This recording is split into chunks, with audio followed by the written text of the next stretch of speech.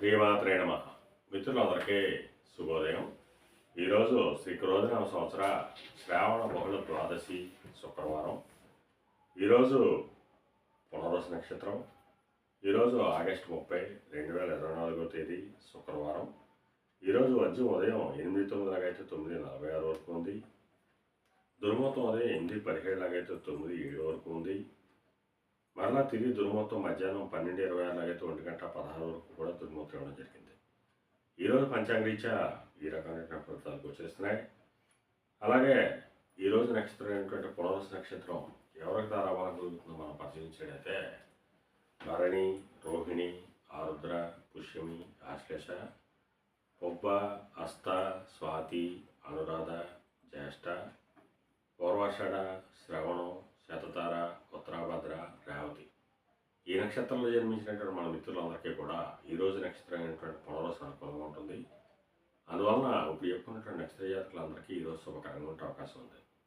అలాగే ఈరోజు రాశి ఫలాలను మనం పరిశీలించినట్లయితే మేషరాశిలో జన్మించిన వాళ్ళకి ఈరోజు పరాక్రమంతో ఆదాయమానాలు ఏర్పడేటువంటి అవకాశం ఉంది. కార్యజయం కలుగుతుంది. తలపెట్టినటువంటి ఏ కార్యక్రమైనా కానీ విజయవంతంగా పూర్తయ్యేటువంటి అవకాశం ఉంటుంది.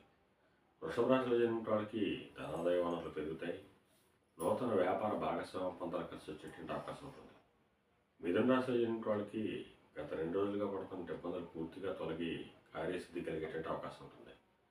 కర్కాటక రాశిలో జన్మించిన వాళ్ళకి అనారోగ్య సూచన కనిపిస్తుంది. సింహరాశిలో జన్మించిన వాళ్ళకి చేసేటువంటి వ్యాపారాలు లాభసాటిగా సాగేటువంటి అవకాశం ఉంటుంది.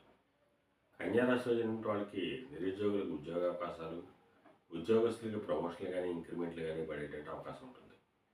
తులారాశిలో జన్మించిన వాళ్ళకి పితృరాజధానికి సంబంధించి శుభవార్తలు ఉంటారు. వారికి సంబంధించి తీసుకున్న నిర్ణయాలని కూడా ఈరోజు సఫలమయ్యేటువంటి అవకాశం ఉంటుంది.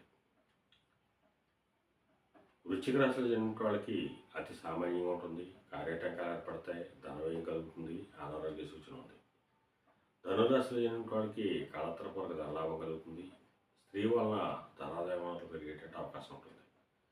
మకర రాశిలో జన్మించిన వాళ్ళకి అంతర్గత బహిర్గత శత్రువుల వలన అనేక ఇబ్బందులు ఎదుర్కొనే అవకాశం ఉంది. అందువలన శత్రువుల పట్ల అప్రమత్తంగా ఉండవలసిందిగా తెలియజేయడం జరుగుతుంది.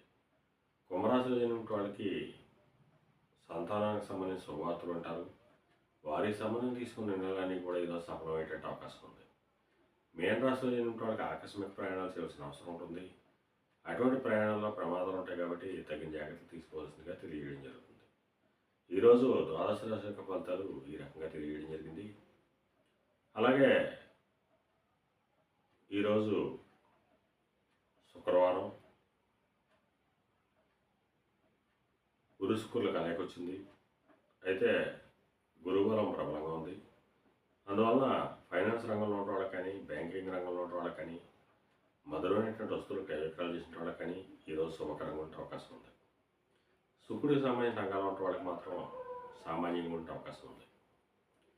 అలాగే ఈరోజు శ్రావణ శుక్రవారం, ఆఖరి శుక్రవారం.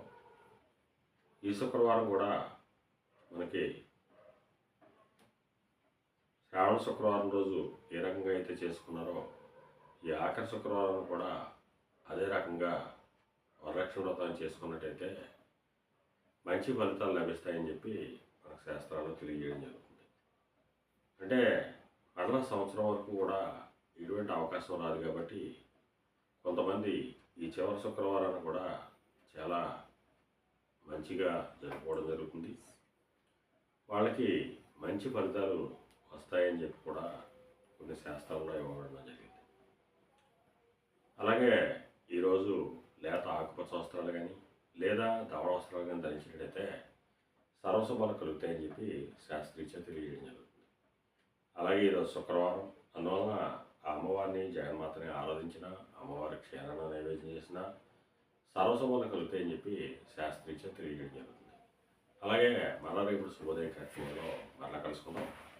అంతవరకు మన మిత్రులందరికీ మరొకసారి శుభోదయం. ఇట్లు మీ పెదబాబు సిద్ధాంతి గొల్లల మామిడాడు.